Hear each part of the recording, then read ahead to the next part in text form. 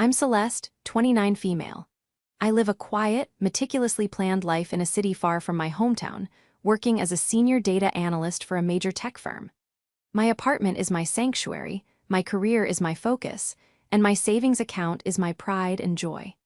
It's a life I built from scratch, brick by solitary brick.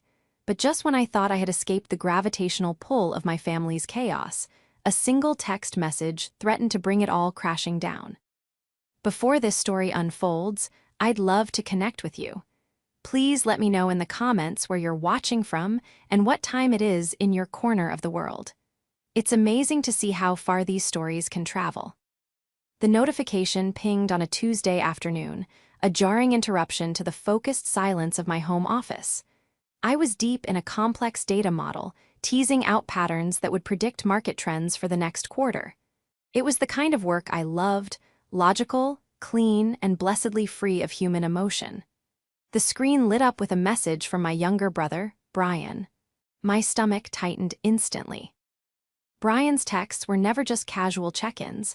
They were always harbingers of a new demand, a new crisis only I could solve. For years, I had been the family's designated fixer, the reliable older sister, the financial safety net. I had paid for his college textbooks, co-signed for his first car, and covered his rent more times than I could count. I'd done it out of a sense of duty, a misguided belief that my support would eventually help him find his footing. But with every handout, his footing seemed to get less steady, and his expectations grew more audacious.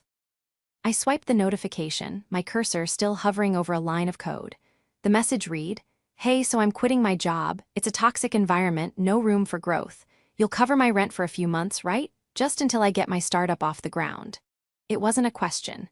It was a statement, a declaration of his plans and my role in them. There was no please, no can you help, just the casual assumption that my income was his to command. My fingers froze over the keyboard. The audacity was breathtaking. He was 25 years old, not a teenager in a bind. He had a degree, a perfectly decent job that he'd complained about from day one, and a list of failed, get-rich-quick schemes that could fill a novel.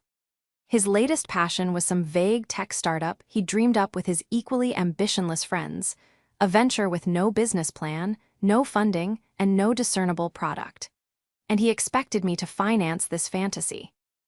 For a moment, I just stared at the message, a slow burn of anger rising in my chest. All the years of sacrifice, of putting my own dreams on hold to clean up his messes, flashed before my eyes. I remembered the vacation I'd canceled to pay his overdue tuition fees, the car I'd put off buying to cover his security deposit, the countless nights I'd spent worrying about his future while he was out partying. I had enabled this. My constant rescuing had taught him that actions had no consequences, that responsibility was for other people. The Bank of Celeste was always open, no questions asked. A wave of exhaustion washed over me, so profound it felt like a physical weight. I was tired of being the responsible one, the one who always had to be strong, the one who cleaned up every mess.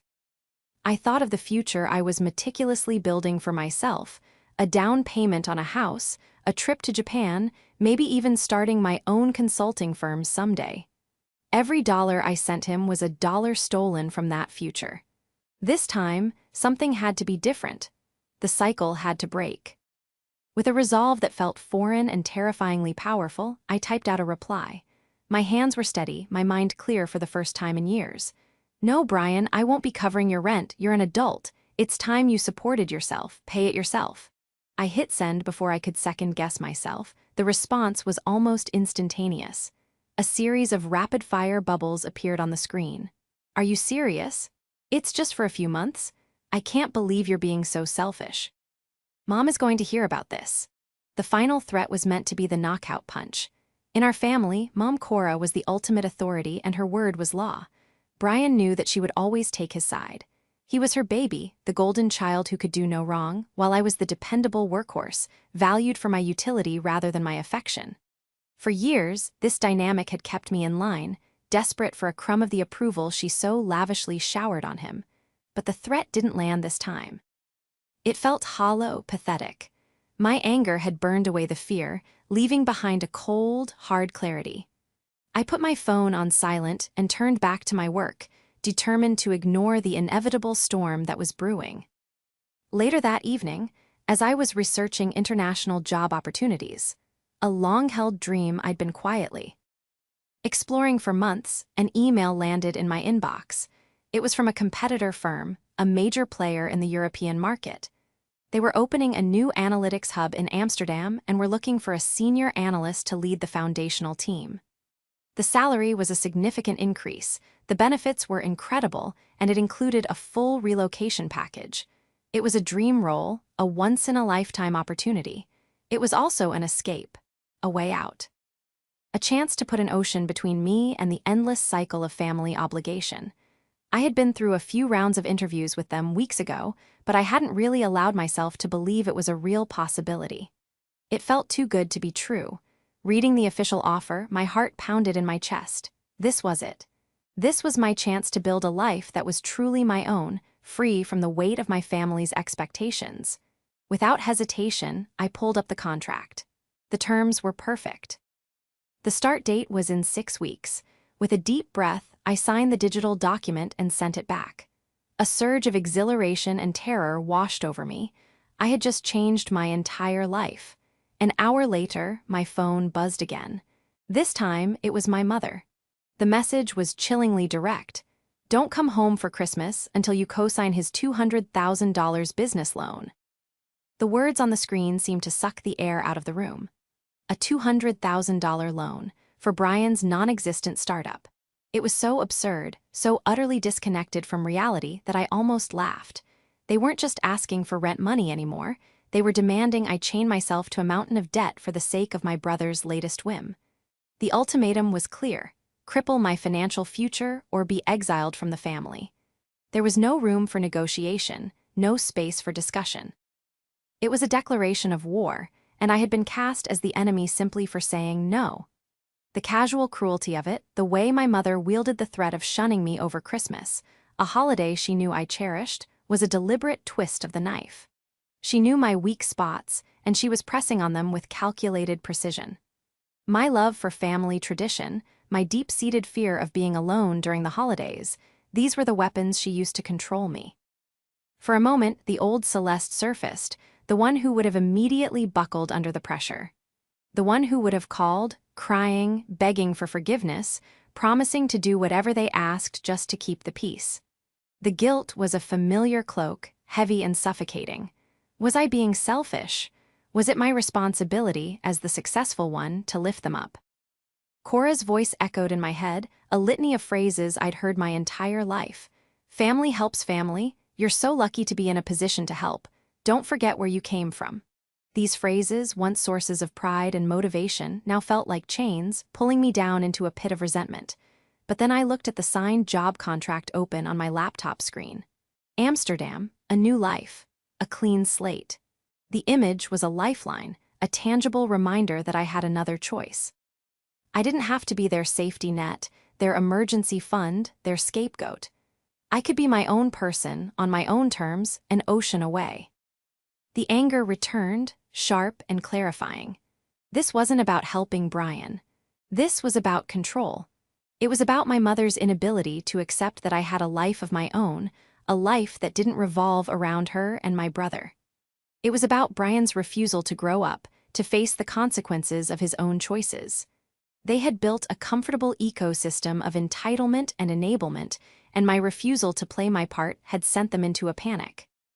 The $200,000 loan wasn't just for a startup. It was a desperate attempt to maintain the status quo, to buy Brian a few more years of avoiding responsibility, and to reassert their control over me.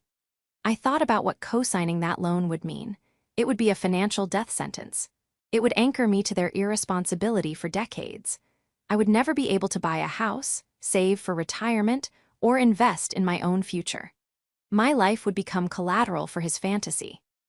The choice, which moments ago had felt agonizing, was now starkly simple. It was them or me, and for the first time in my life, I was choosing me. That night, sleep was impossible. My mind raced, alternating between righteous fury and gut-wrenching sadness. I was mourning the family I wished I had, the one that would have celebrated my success instead of seeing it as a resource to be plundered. I was grieving the loss of my mother's love, realizing with a painful clarity that it had always been conditional, predicated on my compliance and my utility. Around 2 a.m., fueled by a mixture of coffee and adrenaline, I made another decision. It was time to sever the ties completely. If they were going to treat me like an ATM, then it was time to close the account. Permanently. I logged into my online banking portal. My name was on everything. The family phone plan, the internet and cable package for my mother's house, the streaming services they all used, the car insurance for the vehicle I had bought her 5 years ago. I was the responsible one, the one with the good credit score, so naturally, every single bill had ended up in my name. I had set up the automatic payments years ago, and I had never given it a second thought. It was just another part of my role as the family provider. One by one, I went down the list. The phone plan, canceled. The internet, disconnected. The insurance policy, terminated. The streaming subscriptions, all of them gone. With each click, I felt a strange sense of liberation, a lightness I hadn't realized I was missing. It was a petty act, perhaps, but it was also a profound one. It was a declaration of independence, a tangible severing of the financial cords that had bound me to them for so long. I wasn't just saying no to the loan. I was dismantling the entire system of dependency they had built around me. I knew the fallout would be immense. I knew their morning would begin with a cascade of confusion and rage as they discovered that their seamlessly connected world had been unplugged. I knew my phone would be a battlefield of angry texts and missed calls. But for the first time, I didn't care. I was done. As I shut my laptop, the first rays of dawn were breaking over the city. I felt a deep, calming sense of peace settle over me. The storm was coming, but I was no longer afraid. I was ready for it. I unplugged my phone and finally went to bed, dreaming of canals, cobblestone streets, and a future that was entirely my own. I woke up a few hours later to a dead silent apartment, a stark contrast to the chaos I knew was unfolding miles away. I had deliberately left my phone off, a small act of self-preservation. I made coffee, sat by the window, and watched the city come to life, feeling a strange sense of detachment, as if I were watching a movie about someone else's life. The quiet was a balm to my frayed nerves. There were no frantic vibrations, no angry notification banners, no digital umbilical cord tying me to their manufactured crises. It was just me, the coffee, and the dawn of a new reality. I knew I couldn't hide forever, but for those few hours, I allowed myself to exist in a bubble of peace. Around mid-morning, my curiosity and a sense of grim necessity got the better of me. I plugged in my phone and turned it on. The device exploded. It was a digital onslaught, a relentless barrage of notifications that made the phone buzz and shake in my hand for nearly a full minute. 52 missed calls. 27 from Cora, 25 from Brian. A flood of text messages and voicemails followed. The sheer volume was staggering, a testament to the level of panic I had unleashed. I opened the texts first, scrolling through the cascade of outrage and disbelief. Brian's messages were a predictable blend of fury and victimhood. "My phone is shut off. WTF, Celeste? I can't believe you did this. You're trying to ruin my life? You owe me." There was no self-awareness, no inkling that his own demands had triggered this response. In his world, he was the aggrieved party, and I was the cruel, vindictive villain. Cora's texts were more manipulative, a masterclass in emotional blackmail. They started with feigned concern. "Celeste, honey, are you okay? The internet is down, I can't call anyone." Then they morphed into confusion. "Did you forget to pay the bills? This isn't like you." Finally, they descended into pure, undiluted rage. "How dare you, after everything we've done for you? You are a selfish, ungrateful child. You will turn those phones back on right now." The final message was the one that truly laid her cards on the table.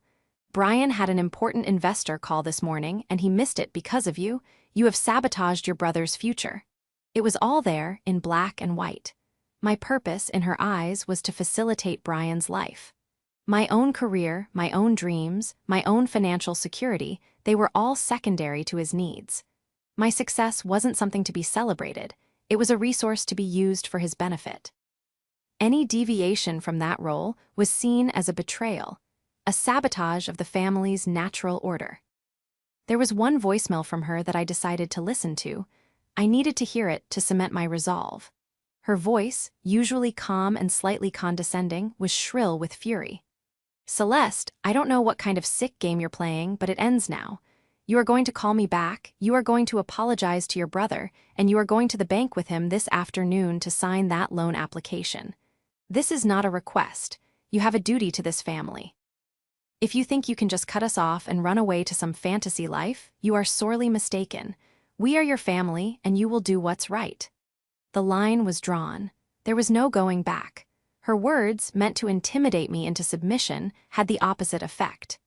They solidified my decision, erasing any lingering wisps of doubt or guilt.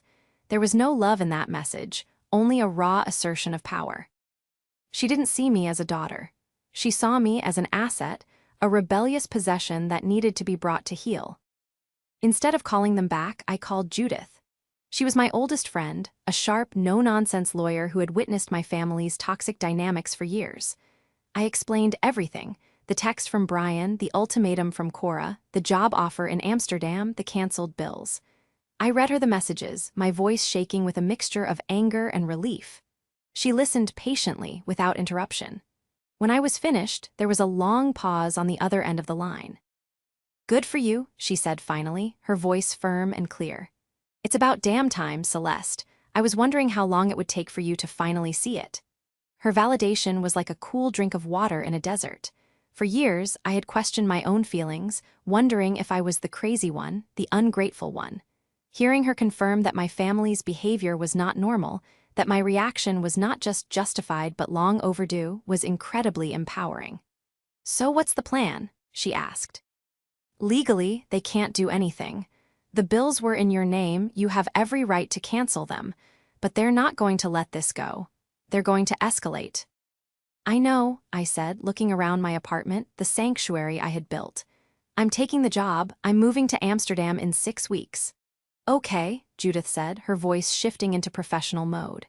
"We need to make sure you're protected. We need to untangle every single financial tie you have to them. The car you bought her, is the title in your name or hers?"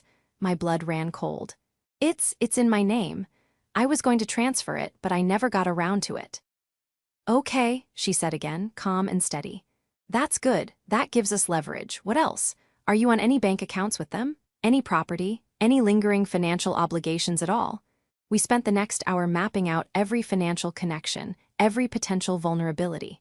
It became clear that my life was far more enmeshed with theirs than I had ever realized.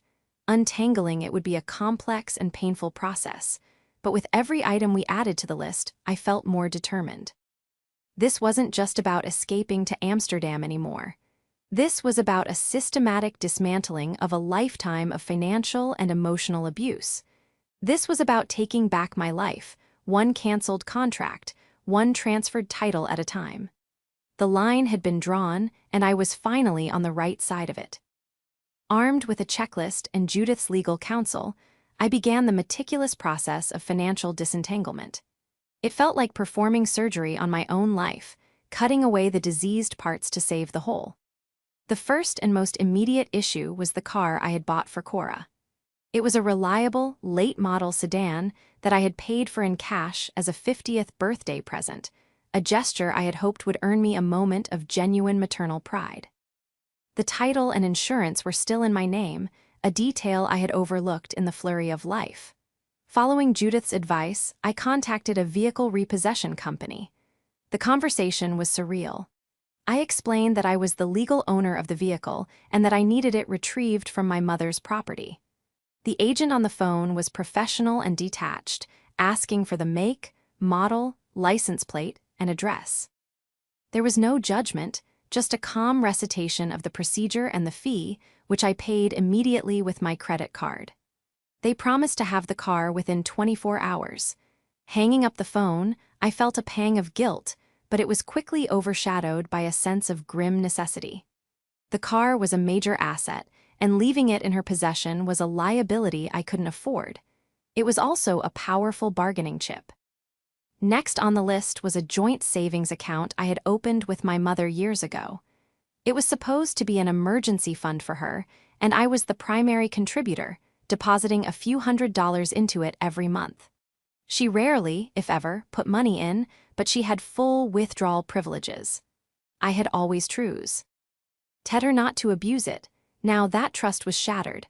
I logged into the account, my heart pounding. The balance was lower than I expected, much lower.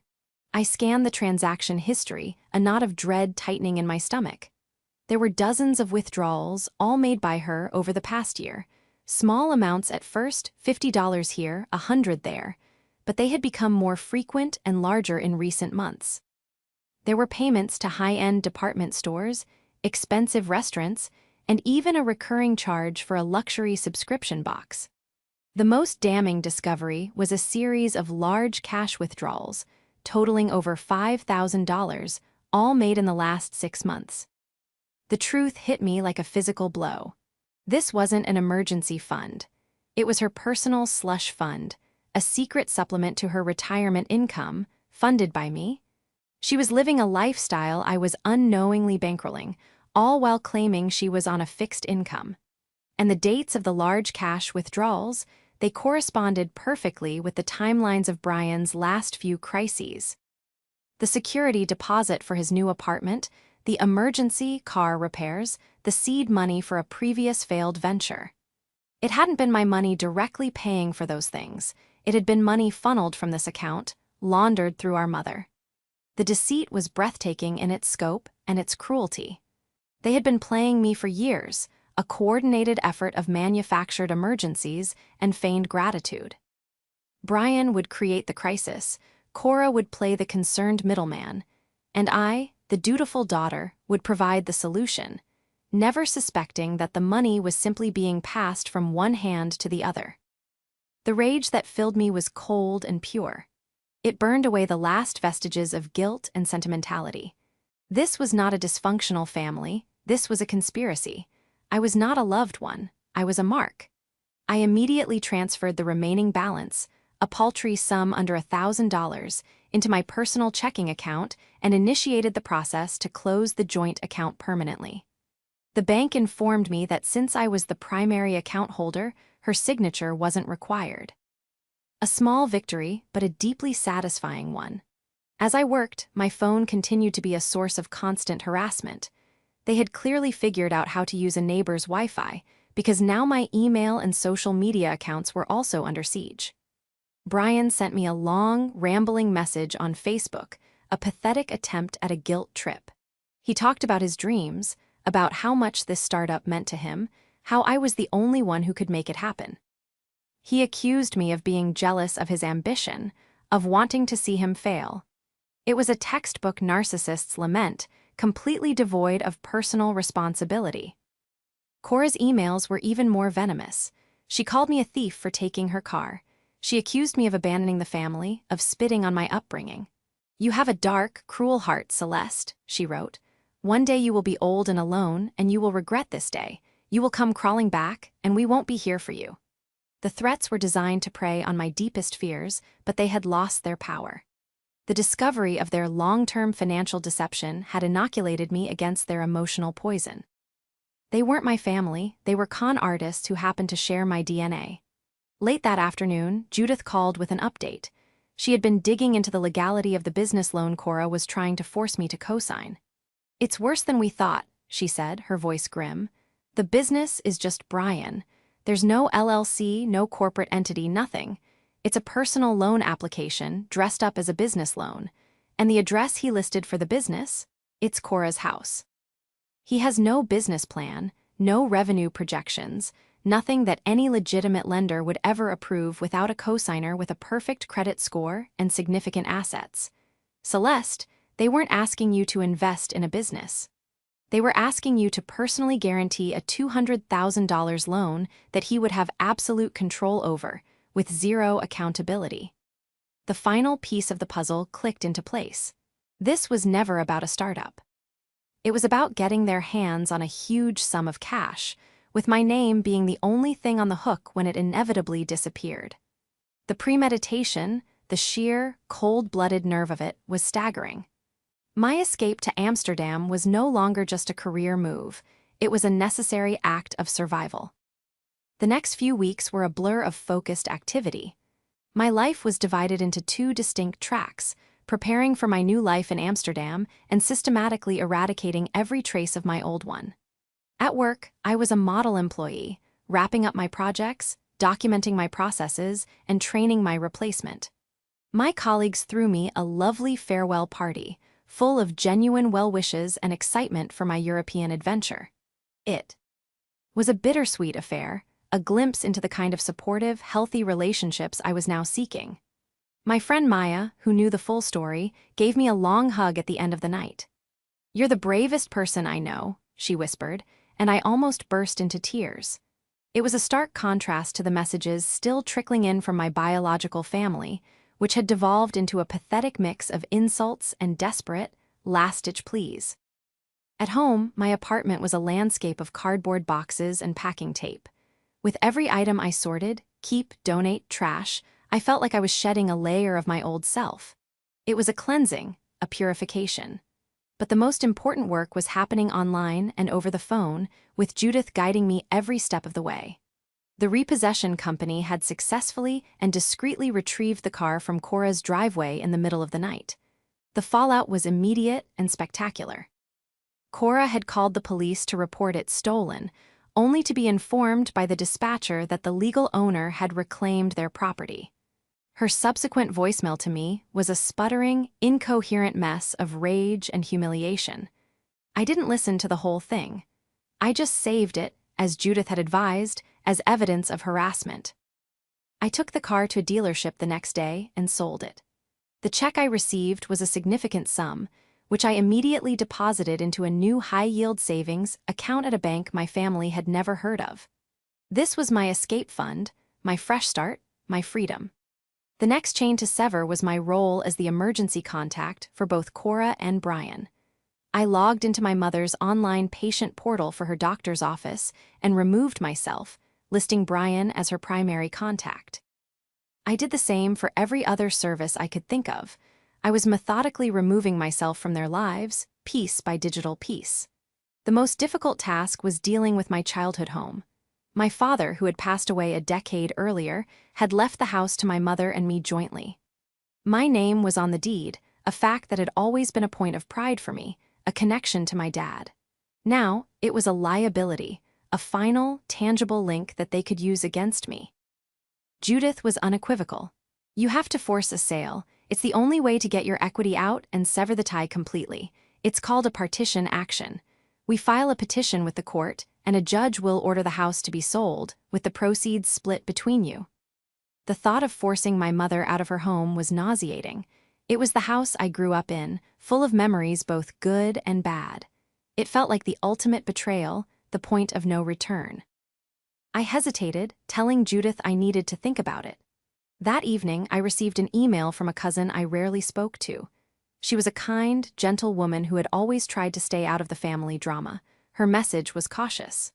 "Hi Celeste, I hope you're doing okay. Your mom called me today. She was very upset. She told me you stole her car and all her money and that you're abandoning the family. I don't want to take sides, but she also said something that I think you should know. She said that she's talking to a lawyer about having your name taken off the house deed. She said you don't deserve it." That was it, the final push I needed. She wasn't just content to slander me, she was actively plotting to steal my inheritance, my last link to my father. My hesitation evaporated, replaced by a cold, hard resolve. I called Judith the next morning. "File the petition," I said. "Let's do it." The process was swift. Judith's office filed the partition action, and Cora was officially served with the legal notice. The legal papers, delivered by a process server, were a formal declaration that the old rules no longer applied. I was no longer playing defense, I was on the offensive. Her response was a flurry of frantic calls and texts, this time with a new tone of panicked disbelief. "You can't do this. This is my home. Your father would be ashamed of you." The messages were predictable, but they had a new edge of desperation. She was losing control, and she knew it. In the midst of the legal battle, I finalized the logistics of my move. My visa was approved, my flight was booked, and the relocation company was scheduled. I sold my furniture, packed my remaining belongings, and prepared to leave the country. My last week in the city was a whirlwind of goodbyes to friends and quiet moments of reflection. I was walking away from everything I had ever known, heading into a future that was both terrifying and exhilaratingly uncertain. On my last day, I went to the bank and closed my old accounts, the ones connected to years of automatic bill payments for my family. The teller handed me a cashier's check for the final balance. As I walked out of the bank, my phone rang. It was an unknown number. I almost ignored it, but something made me answer. It was Brian. His voice was different. Stripped of its usual arrogance, it was small, and for the first time he sounded scared. "Celeste," he said, "Mom told me about the house. Is it true? Are you really selling the house?" "Yes, Brian," I said, my voice steady. "I am." There was a long pause. "But where are we going to live?" he asked, and the simple, childish question revealed the core of the problem. After all this, after everything that had happened, he still couldn't fathom a world where I wasn't responsible for him. He still saw my life, my home, my resources as extensions of his own. "That's not my problem anymore, Brian," I said, and for the first time I truly believed it. I hung up the phone, blocked his number, and walked away without looking back. The last chain was severed. I was free. My flight to Amsterdam was a surreal experience. As the plane climbed above the clouds, leaving my old life behind, I felt a profound sense of peace. The constant anxiety that had been my companion for years was gone, replaced by a quiet hum of anticipation. I had a new job, a new city, and a new life waiting for me. The legal battle over the house was still ongoing, but with Judith at the helm, I was able to detach from it emotionally. It was a business transaction now, the final item on a long checklist of disentanglement. I found a beautiful apartment in the Jordan district with a view of a quiet canal. I threw myself into my new role at work, loving the challenges, the collaborative environment, and the respect I received from my colleagues. For the first time, I was being judged on my own merits, not on my utility to others. I was making new friends, exploring a new culture, and slowly, painstakingly, building a life that was entirely my own. A few months after my move, Judith called with an update. "Cora is refusing to cooperate," she said. "She's ignoring all requests from the real estate agent, refusing to allow showings, and has filed a frivolous counterclaim against you for emotional distress and financial support. It's a classic delay tactic. She thinks if she makes this process painful enough, you'll just give up and let her have the house." "So what do we do?" I asked, a familiar feeling of exhaustion creeping in. "We exercise the nuclear option," Judith said, and I could almost hear the grim satisfaction in her voice. "The judge is tired of her games. He's issued an order appointing a receiver. That means a third party appointed by the court will take control of the property. They will have the authority to enter the house, prepare it for sale, and force her to comply with showings. If she refuses, she will be legally removed." The nuclear option. It was a fitting name. It meant that my mother, the queen of her castle, was about to be dethroned. The receiver would have the locks changed, giving her limited, supervised access to retrieve her personal belongings. She would have no say in the listing price, the choice of agent, or the final sale. The control she had wielded over me, and over that house, for so long was being systematically stripped away. The day the receiver took control was, according to Judith, a spectacle. Cora apparently had a full-blown tantrum on the front lawn, screaming at the court-appointed official and the locksmith, threatening lawsuits and divine retribution. Brian was there, filming the whole thing on his phone, presumably for some future social media smear campaign. But their histrionics were useless against the cold, impartial power of a court order. The locks were changed. A "for sale" sign was hammered into the lawn, and just like that, her reign was over. The house, which she had allowed to fall into a state of moderate disrepair, was cleaned, painted, and staged for sale by a professional crew, with the costs deducted from her future share of the proceeds. It was put on the market at a competitive price, and thanks to the hot real estate market, it received multiple offers within a week. The closing happened a month later. Judith represented me, so I didn't have to return to the States. The proceeds were wired directly to our respective accounts. My share, after all the legal and repair costs were deducted, was a substantial six-figure sum. It was the financial foundation for the rest of my life, an inheritance from my father that I had finally managed to reclaim. The day the money hit my account, I felt a strange mix of emotions. There was relief, of course, and a deep sense of vindication. But there was also a profound sadness. It was the final, irreversible end of my family. There was no going back from this. I had not just closed a chapter, I had burned the entire book. Later that week, I received a package in the mail. It was from Judith. Inside was a small box containing a few personal items she had retrieved from the house for me, some old photos of me and my dad, a small collection of his favorite books, the locket he had given me for my 16th birthday. There was also a letter. It was from Cora. I almost threw it away. I didn't want to read her words to let her poison seep back into my new life. But curiosity and perhaps a need for final closure made me open it. The letter was not what I expected. It wasn't angry or hateful. It was worse. It was pathetic. It was a rambling, self-pitying screed about how I had destroyed her life. She wrote about her financial struggles, about how she and Brian were now forced to live in a small, cramped apartment in a bad part of town. She blamed me for everything, for her unhappiness, for Brian's failures, for her bleak and lonely future. There was not a single word of apology, not a hint of self-reflection. In the final paragraph, she made one last, desperate attempt at manipulation. "I know we have had disagreements," she wrote, "but you are still my daughter, I am your mother. If you have any love left in your heart, you will help us. We need you. Please, Celeste, don't abandon us." I read the letter, and for the first time I felt nothing. No anger, no sadness, no guilt, just a vast, empty space where my love for her used to be. She hadn't learned a thing. She still saw me as a solution to her problems, a tool to be used. Her letter wasn't an olive branch, it was just another invoice. I took the letter, walked to the shredder in my home office, and fed it through. I watched as her words were turned into meaningless strips of paper. The nuclear option had been a success.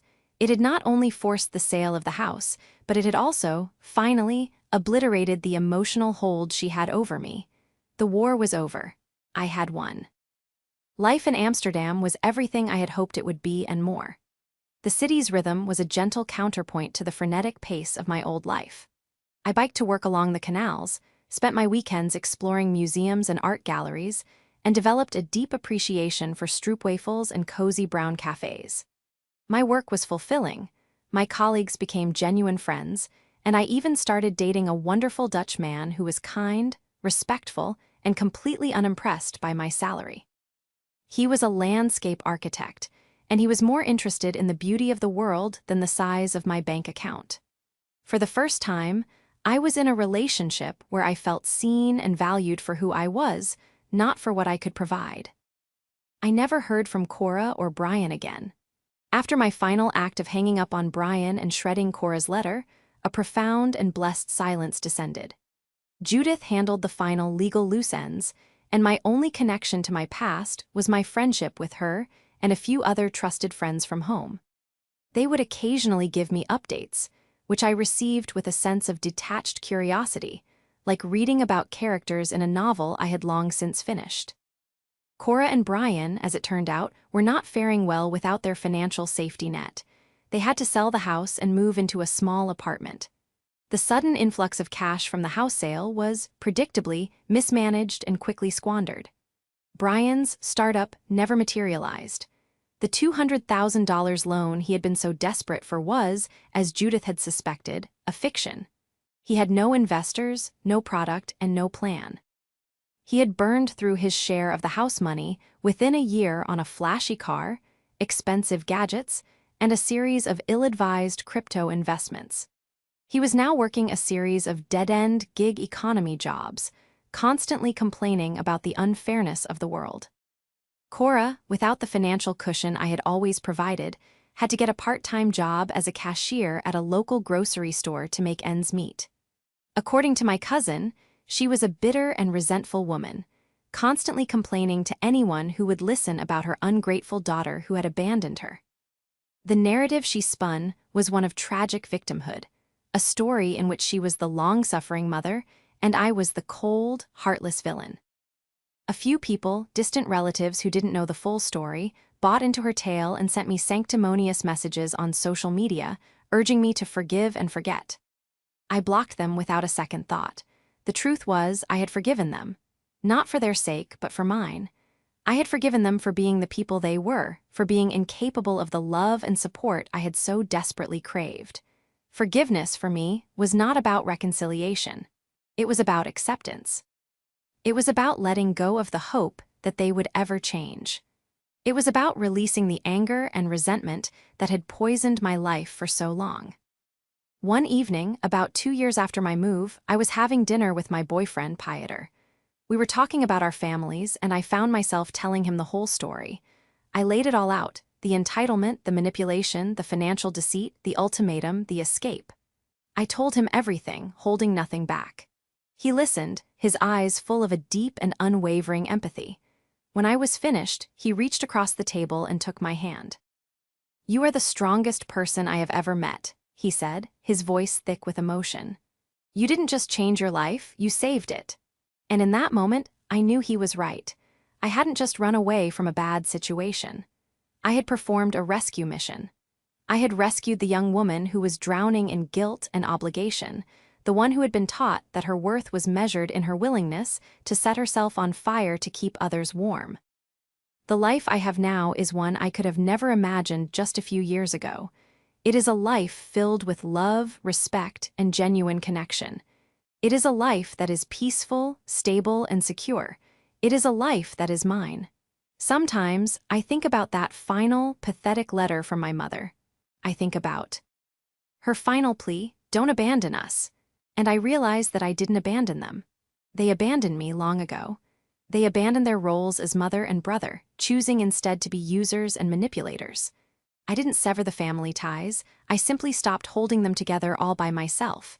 I let go of the rope, and the whole rotten structure came crashing down. And from the rubble, I walked away, free and whole, into the light of a new day.